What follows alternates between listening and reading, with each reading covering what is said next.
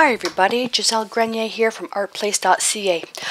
Well, in today's workshop, this is more of a demonstration on how to prepare your cards for our journal prompt project. Now, the journal prompt project is basically a two-part thing where I'm going to be doing a video on how to create an actual prompt card. And what a prompt card is, it's something inspirational that you could use for yourself or give to somebody, and they create a piece of art based on this prompt. So it's like a visual idea. Now, this originally started off as a project for a journal swapped group that a friend and I started. And one of these things is that, you know, they were for journal page swaps, and people were saying, you know, that they want to create more. And one lady emailed me; she was having trouble getting started with her journal page. And I thought, well, how about posting some ideas? And then it took off. Then I started getting emails from people outside the group, you know, asking me, if I can do more of these journal prompts. I thought, well, why not make it a whole series? And Joe and I, my husband Joe and I, are kind of debating on whether to do it a 52 weeks of prompts or 365 days of prompts. So you can see the big difference there. Okay, so one key thing that with everything that I'm doing for this entire project, okay, you do not have to use this strictly for art journaling. This prompt card, although I call it a journal prompt card, what you can create this, the actual prompt, you can create on any surface that will take acrylic paint. As well, if you happen to receive one or you give one to somebody, they don't have to create a journal page based on this prompt.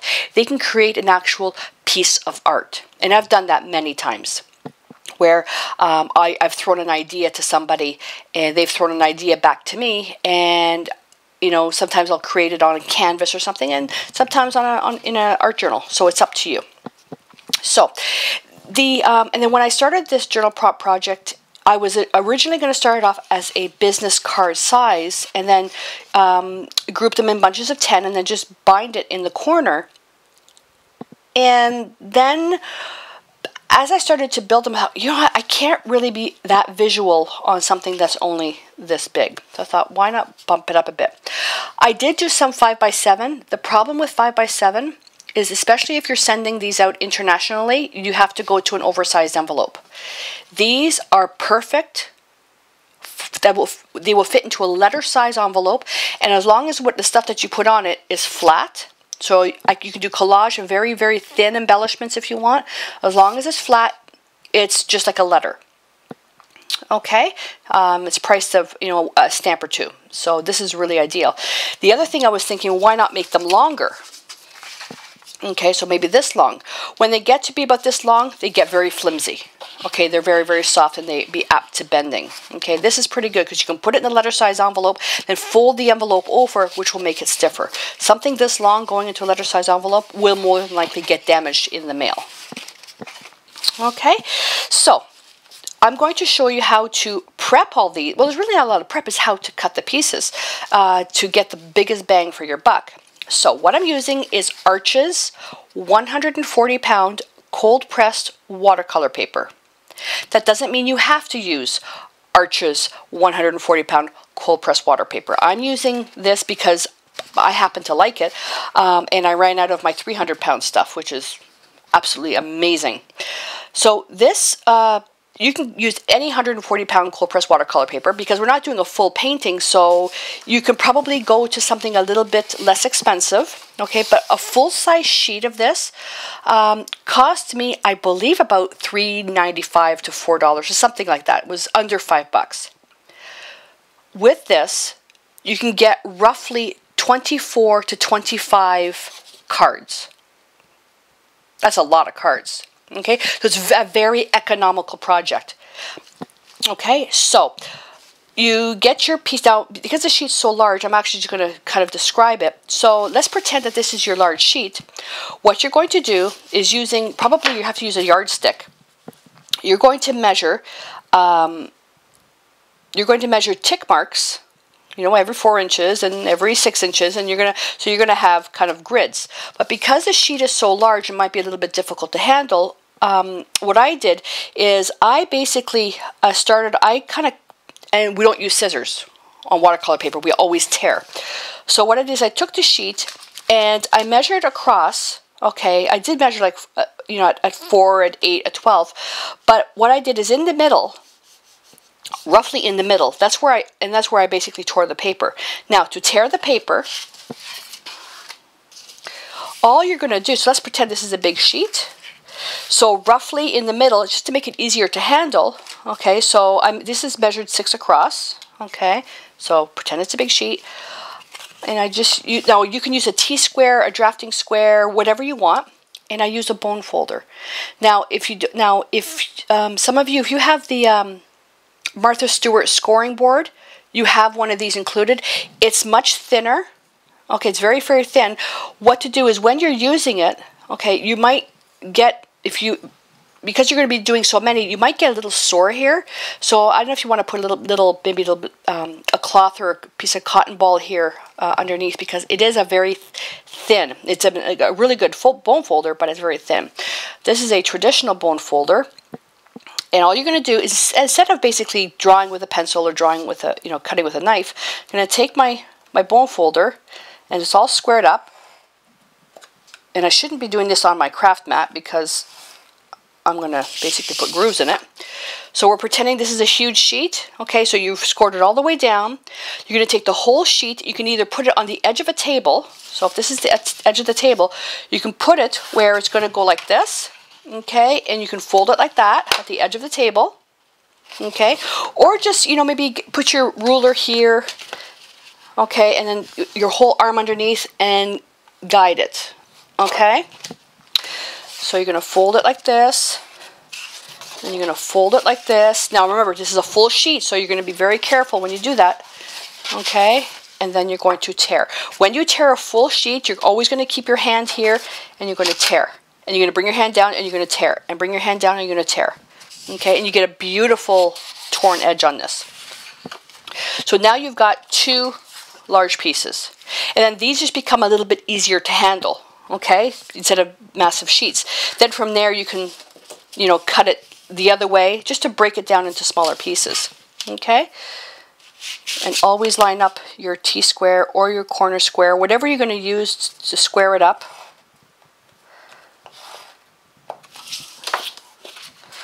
And fold, and fold, and tear. Okay, now let me do one more, and there's I want to show you one thing that you are going to encounter if you're using individual sheets of watercolor paper, which is really, really beautiful. I love this look of the paper. Now as well, when you actually get watercolor paper, there is one corner that has the actual stamp. It's like an embossing. This is Arches stamp here. I can read Arches, and there's usually a different look to both sides of the paper. Typically, you want to create your art on the side that you can actually read the name. It doesn't really matter, okay? It doesn't really matter. Now, with a full-size sheet, okay, the full-size sheet, the single sheet of that Arches watercolor paper, this is the only waste I have. Now I can actually take these and use these as part of decorating the pages. Okay? I'm not throwing these out or recycling. I'm actually going to use these. The one thing that you're going to have, and I absolutely love this, is see this beautiful edge? The watercolor paper has this beautiful, beautiful, looks like natural paper edge. These are machine made, but it's this beautiful edge here, and traditionally watercolor paper, you could actually leave this as part of the painting. You can choose whether or not you want to include this as part of the page. So you would measure from the edge of that, right to the edge, and then measure either 4 or 6 across. So if you want to use this in your measurement, you can.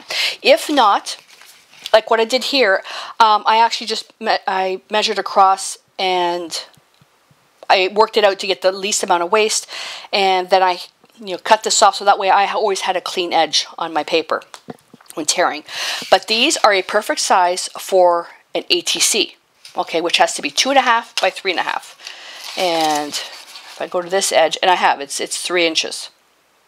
So I can use this for an ATC. Again, this will not go to waste. Watercolor paper, especially with these torn edges, can add so much to your artwork. Okay, look at that. Isn't that beautiful? Okay. Alrighty, so now we've torn all our pieces. Okay, we have all our cards, and now what do? You will find that now if you are actually creating the prompts as well, okay, that's fine.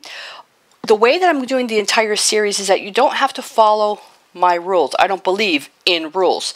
I do believe, though, in compatibility with products, meaning if, let's say, and I'll be using primarily DecoArt products and Royal and Langnickel products, and I may also throw in some Staedtler products. I'm a huge Staedtler fan. Their drawing materials are phenomenal quality. DecoArt has a product called Ink Effects, which is used, you basically do a painting on just cheap photocopy paper, and then you iron that on to fabric. Okay? That's pretty good. I can turn around and say, that's fine, but what about if I want to see what it looks like if I iron it onto paper like this? Or if I want to take, let's say, they've got something called fashion beads, which is for fabric. I use it on paper. Okay, that's one type of breaking the rules, which is okay. What's not okay is mixing acrylic paint into oil paint, or cleaning your acrylic brushes in turpentine, or using turpentine in on an acrylic piece to get a special effect. That's not okay. Keep everything compatible, chemically compatible. Okay, so anything that are acrylic products, they're made for acrylics.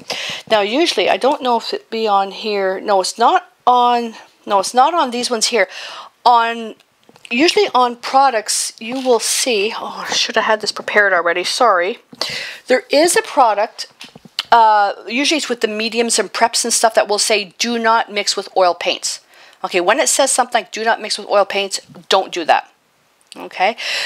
But I can turn around and take these acrylic paints and turn them into watercolors by adding a watercolor medium to them. I can also turn around and turn these acrylics into something that works like oils by creating a formula with my extender and blending medium. Okay, making your acrylics work like oils takes a lot longer because you have to do it over about a 2-week period because you have to make up the paints. And just to show you, here's one that I'm working with alizarin crimson. Look how thick that is. And basically the whole process is evaporating the water out of the paints. Okay, so with these prompts, I'm doing everything based on acrylic products. Acrylic products, stamps will be used with either acrylics, or I may use some ink pads, but I'm not using anything whatsoever in the oil spectrum or even in the pastel spectrum. Okay, it'll be graphite, acrylics, maybe some colored pencil, I don't know, but there's nothing with oils with these. Okay, so I just wanted to get that out in the open, that although you don't have to follow my instructions to a T, just keep in mind the product compatibilities. When you have these cards, as I do them, okay, there will be some things where it does require a little bit of prep work. And what I'll do with the magic of TV, what I'll do is I will show you how to do one, and then I will have one that's already done. Okay, and that's only for the prep, because if you've been following me for a while, you know that I like to try to include as much information as I can in the videos. And for those that are more experienced or don't really want to hear all the details, fast forward. Okay, I prefer to include more than necessary, and you can fast forward, than skipping a whole bunch of stuff, showing something already done. Then a beginner, okay, says, oh, how do you do that? How did you do that? I don't understand. Okay, advanced people, fast forward. The beginners will have everything that they need. And the whole thing with this is just to get something inspired. And the other thing I don't do is I don't edit out my mistakes, my happy accidents, because, you know, no artist is perfect, and I want to show you basically how I get around it. The only thing I will edit out, and I had a problem with a video I did yesterday, there was a hydro truck outside doing work not noisy work, but it actually interfered with the audio of my recording. I never noticed it until we went to do the edit on the video, and there was a whole bunch of static. So stuff that's beyond my control, okay, there's nothing I can do about it. So, you know, just to let you know. But you know, if I have a paint spill, yeah, that I'll clean that up, but not to waste your time. But if I'm making something on here and I kind of make a boo-boo, I'll leave it in and work it through. Okay, so I think we're ready to go. So this just covers the basic prep part. You know, kind of have your supplies kind of all around you to inspire you. Basic supplies that you need. I mean, it's absolute basics that you should have for every project. Have a variety set of brushes. I don't believe in numbers on brushes. I believe in looking at the size of the brush. Okay, although when I do my videos, you don't need to take notes. The supplies I actually use will be listed at the end of the video. Okay, so you'll need your brushes, a misting bottle, have some Q-tips handy, a scrubby pad, and what this does is if you happen to let the paint dry in the brushes a little bit, you shouldn't, with a little bit of 1001 stain remover, also known as winning colors, under running water, and you can clean your brush very, very gently. Okay, palette knife, foam brushes, stylus, you can also use this for embossing, ruler, pencil, you can use a square like this if you want, doesn't really matter. I'm working on a Ranger no stick craft mat, nothing sticks to this. Let's see, a palette, you can use whatever you want. This is just a 10-well palette. Some type of bucket for your water, and depending on what I'm working on, I'll have one or two. This is just from Permel Bagesso. This is the company that makes the oils that I use. Okay, so a couple of buckets for rinsing water. I have a brush basin to fully clean my brushes. Palette paper if you want. What else? You know, a couple pigment liners. You know, that no big deal. Just kind of have what's around you, but kind of lay it out. That way, it's inspiring. You may do something and you kind of go, "Oh, this would look kind of cool," and bring that in. All right. So with that, that's pretty well all we need to cover. And as we go through these, I will probably, at about this point, probably introduce a video on how to put these together, because you can just bind them with a binder ring, which is fine if you're doing a stack of them. Okay, but when you if it's a binder ring, that's going to be expensive to ship. Believe it or not, if you ship this, okay, it's going to go through faster in the mail and cheaper, because the minute you put a binder ring on that, there's a very good chance, because it feels through the envelope bulky, that'll get stuck at customs. Okay, so a painted card with no metal on it, it'll go through customs much faster, and it'll be cheaper because it's flat.